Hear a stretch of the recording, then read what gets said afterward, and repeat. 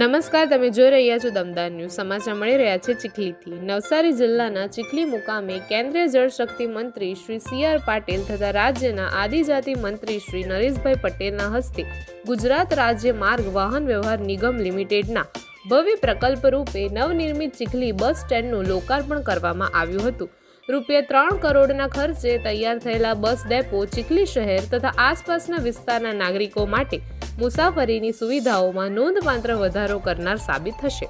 આ લોકાર્પણ સમારોહમાં નવસારીના ધારાસભ્ય શ્રી રાકેશભાઈ દેસાઈ, જિલ્લા ભાજપ પ્રમુખ શ્રી ભૂરાભાઈ શાહ, તાલુકા પંચાયત પ્રમુખ શ્રી રાકેશ પટેલ જેવા અનેક મહાનુભાવો ઉપસ્થિત રહ્યા હતા.